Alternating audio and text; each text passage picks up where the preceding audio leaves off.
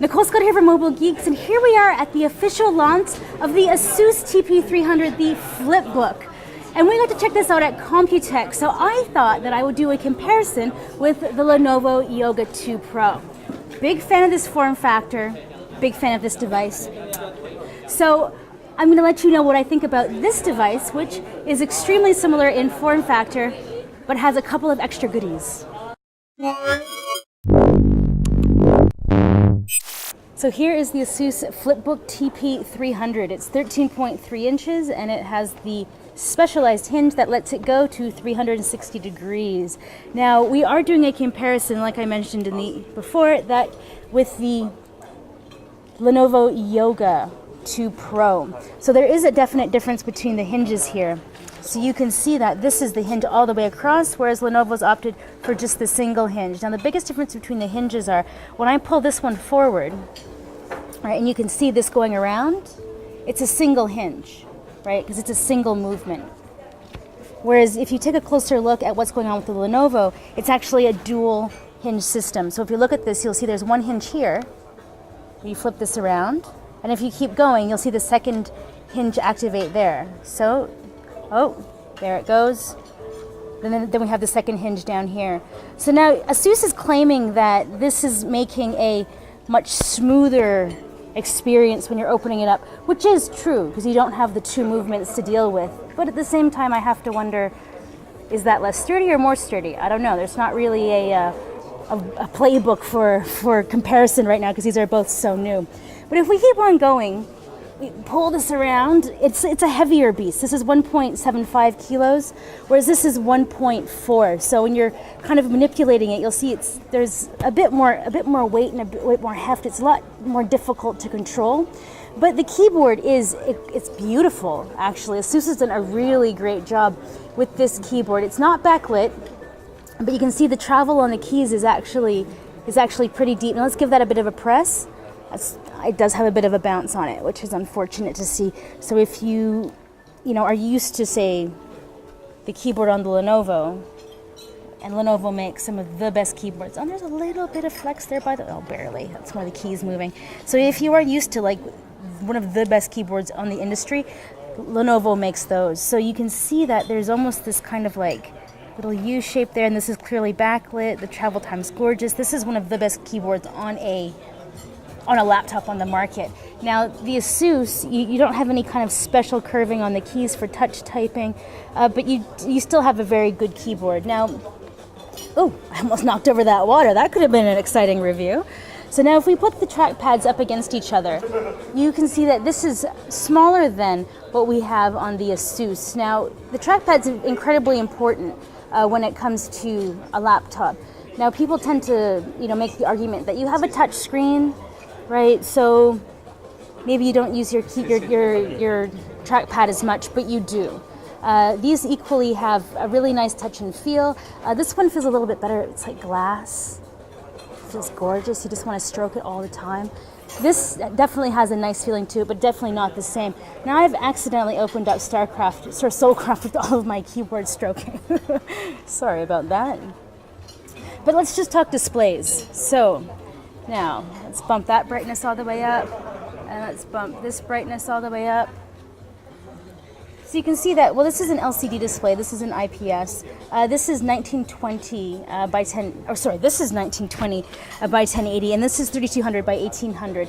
Now, if you have seen my review of the Yoga, one of the things that I did note is that the scaling on Windows 8.1 isn't quite there yet. So I prefer a 1920 display on my laptops anyways, so I wouldn't take that as a negative. Now, one of the other things that you'll notice when we close these up is this has been abused. It's been on the road with me, many different trade shows, no case. It's beat up. But at the same time, this is like September I got this. This is a pre-production unit. And laptops usually don't last longer than 6 months with me. Now, I've had this for 5 minutes and it looks almost as bad. And that's just because the coating on the lid of this device is very, very much prone to fingerprints. So if we take a look at the thickness of the device, we have 22 millimeters here and 15.5 down here, so totally in a different class. As well, you can see the aesthetic design that Lenovo has put in, and this is more just like a straight laptop with the option of having a hinge. So taking a walk around the ASUS, we have the headphone jack, we have 2 USB 3 and HDMI port, and there's the power unit. Over here we have the headphone jack. Oh, sorry, that's not the headphone jack, that is the anti-rotation lock. Up here we have the power button, which is admittedly kind of hard to find. Then we have the volume rocker up here. Here's the headphone jack, and then we have a USB 2 that is capable of charging. So if we take a look around the back, you can see the difference in the hinge. I mean, both of these, my arm's getting tired holding them up. But the hinges, this is going to be one of my main concerns with the ASUS. So the reason why Lenovo went with the double hinge system, so there's a hinge here and a hinge here, whereas ASUS just has a singular hinge here. Lenovo said that it's to maintain the tension on the screen. Now, one of the issues that I think we're going to see evolve over time is with a single hinge, you can kind of see when this opens like this, you don't have very much tension here, right? And as you continue to open it, you have an increasing amount of tension on the hinge here to make sure that it's a nice stiff experience for any position that you want to have it in. But on this side, reversely, we're going to see issues here with the tension. Now, if we look at the Lenovo, we don't really have this problem. Oh, maybe they do a little bit down there. Let's see on this one. Oh. Alright, so we're about here while we can get it to maintain. Let's just take a look at the Lenovo. See, we can get a much lower profile for having it in kind of viewing mode or multimedia mode, as they call it. So that's going to be the main difference between these two hinges. So now continuing on the walk around of this system, one of the things that I want to point out is the configurations on this are amazing. You can get with a GT 820T and 840T. You can get it with 2 SSDs, with 1 SSD and a hard drive, and you are able to do a lot of the upgrading yourself, which is what I like to see. This has a setup of like a traditional laptop from back in the day when you could actually muck around inside. So good work, ASUS, on that one. Okay, now if we keep going, so here we have oh wait, I already did that side. Let's keep going to this side. All right, so here we have the Kensington lock. There we have another USB. There's the SD card reader.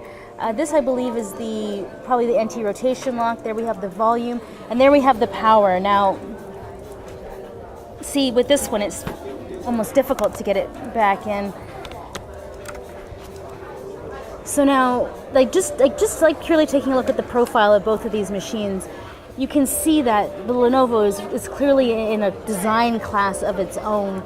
The price point on this is about $1,000, $1,100. The price point on this is about $1,000, $1,100. Now, the questions that we're going to be asking are, what's the difference in configuration, right? Because if you're getting a NVIDIA graphics card on board there, then, well, that's why this is thicker. That's why this is the same price without having the same level of design quality. So this has just been a quick look at the Lenovo Yoga 2 Pro versus the ASUS Flipbook TP300. Two extremely interesting convertibles at actually very similar price points.